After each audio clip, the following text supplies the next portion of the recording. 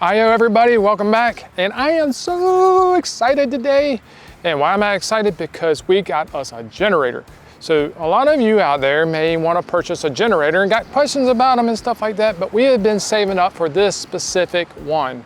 We got the Honda EU3000is, and it should carry everything on a camper. So we're gonna go ahead and get it unboxed, see what we gotta do to get it set up to get it running, and plug it up to our RV and see if it will carry the air conditioner in this video. So hang in there and we'll be right back.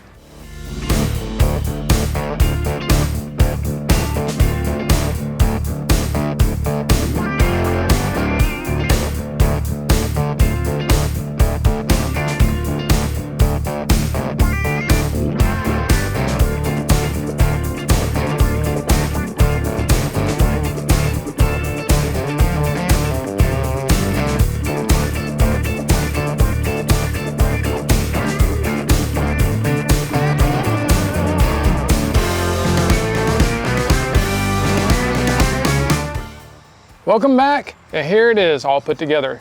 Now, before we get into specifications and things like that, and we'll go over that in the manual here, I want to talk about some of the things that you got to do to prep, to get ready, and put it together. So in this, there's 3 different sides that you need to pay attention to. The first side is where you put the oil in. Now this one had it on the box as well as labels on it as well, stating that it did not have any oil in it from the manufacturer, so you had to put your own in. The oil does not come with it, so I had to purchase that on the side. Now the next step is to open up the door on the side and check to make sure it has an air filter. That is important. You want to make sure that it is protected. And just because the manufacturer says it's there, you should always check to make sure that it is, so that you protect your investment. Now on the front panel here, we've got a few things that we needed to look for. One is the key. The key is the off, the on, and the start. There's a choke, you pull that out to get fuel in it, especially if it's cold and it needs to first start up. You have a fuel valve. The fuel valve here is used to be able to turn the fuel on and off. You turn the fuel off when not in use, and just before use, you turn the fuel on. The next is the Eco Throttle. The Eco Throttle has an on-off switch. When it is on, it'll actually idle down when it doesn't need as much power, and when it asks for power, it speeds back up.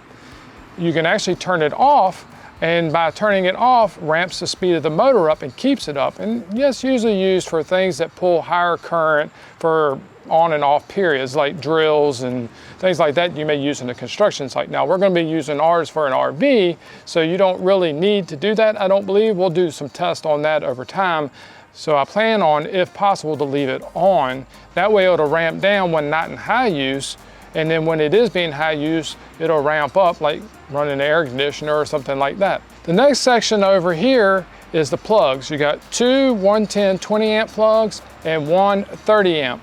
Now I say 30 amp, it has a 30 amp breaker on there, but they recommend not to go over 23.3 amps. Now I've ran our RV before and we don't have any problem with going over 23.3 amps. And the way we can do that is run the air conditioner on this pretty much by itself. And we keep our water hot through the water heater by using propane.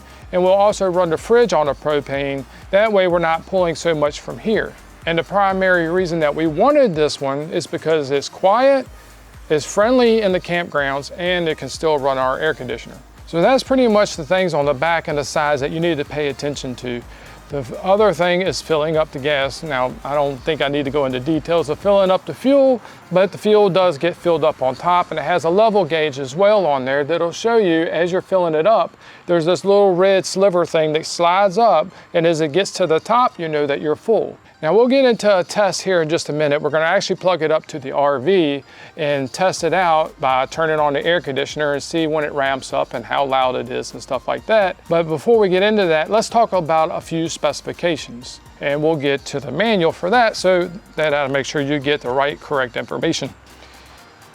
Now to get into the technical specification of this inverter generator, it is a model EU3000is. Now there is an EU3000i, and this one the IS. The S stands for starter. The reason it stands for starter is the key switch here actually has a start position, because behind this case here, there is a battery behind it which will actually start it.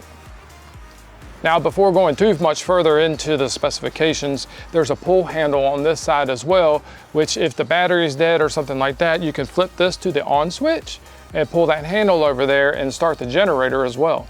All right, for the other specifications, one is length, 25.9 inches. The width is 17.6 inches, and the height is 22.0 inches. And for the dry mass weight, which means how much does this thing weigh dry? That means no fluids in it, no oil, no gas or anything like that. It weighs 130.7 pounds. Yes, 130.7 pounds. If I had to guess, I'd say by the time you add the fuel and the oil and stuff, you're reaching around 135 to 140 pounds. So I would highly recommend, if you're gonna move this thing around, get 2 strong people or 3 or 4 people to help carry it around. Now you can get accessories for it, which is a wheel kit and other things like that, which comes with the manual and stuff like that with it.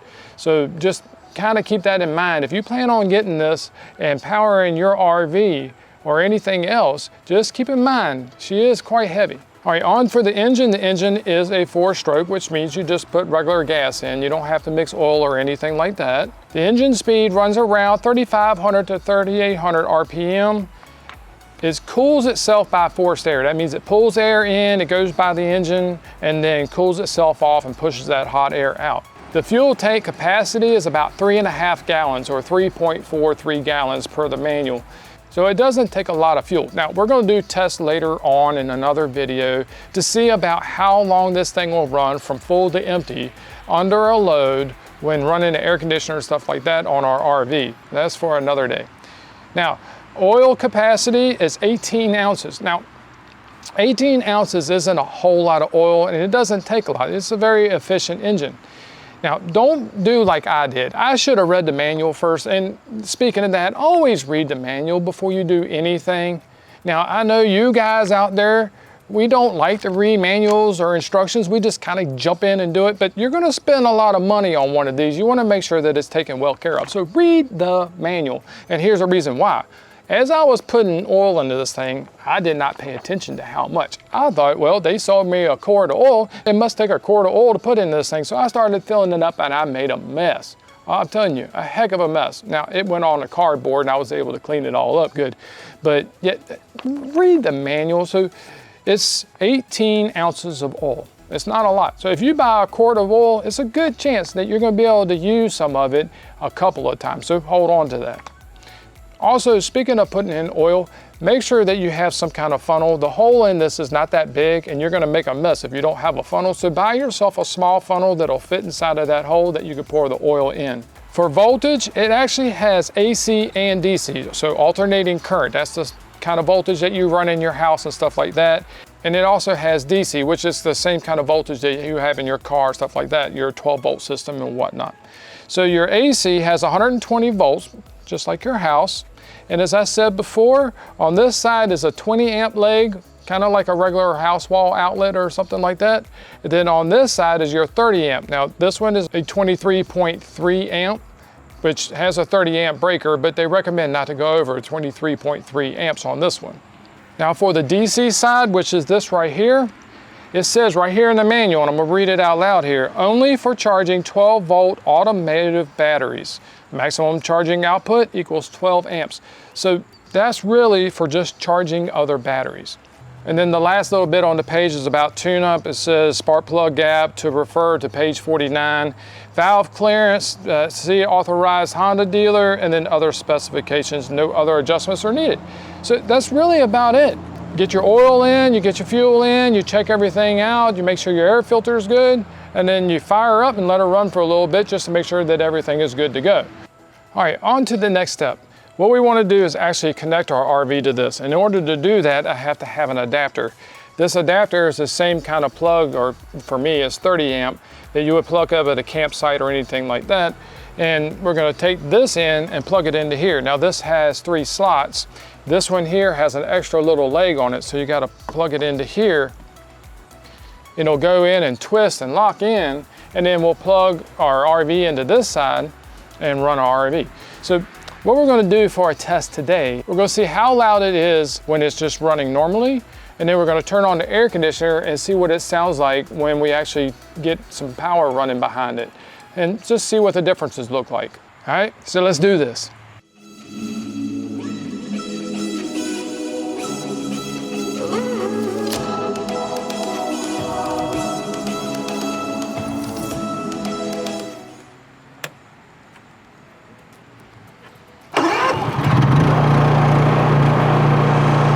All right, now that we got the generator fired up and plugged in, we'll go ahead and go in the RV, fire up the air conditioner, and see what kind of noise that we get out of this thing.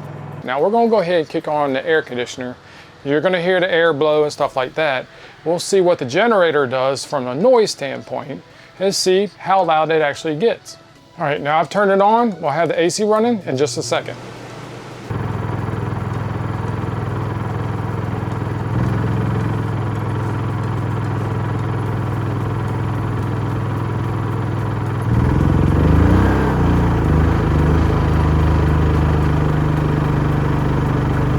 All right, now that we have the air conditioner running, we also have a small mini fridge on the outside that is running.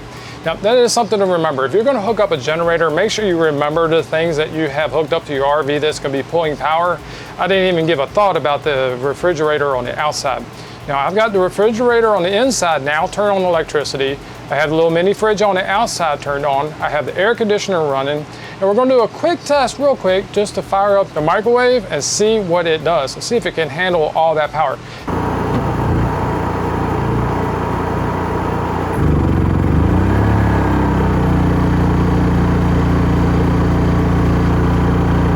That just about sums up everything with the generator, putting it together, getting it ready to run, starting it up, hooking it up to the RV and all that stuff. Actually, I have the AC running with the generator running right now. I'm on the front side of the RV and the generator is on the back side of the RV, and you can kind of see what you can hear. It's actually very, very quiet, which is just amazing. Now, we're gonna do a test with the noise and stuff like that. I have another generator that is one of the construction type of generators. It's big, it's open, it's noisy, but we're gonna kind of compare what the noise levels look like and how it performs with the RV itself, and provide you some information in order to understand what the quality and stuff like that behind this Honda generator is. Now, to finish everything up, we usually say, as always, enjoy your generator, have fun on your cabin trips, and God bless. But in this case, we're gonna run right into another video to talk about what it sounds like compared to another generator that's more of a construction use. So to do that, how do we end this video?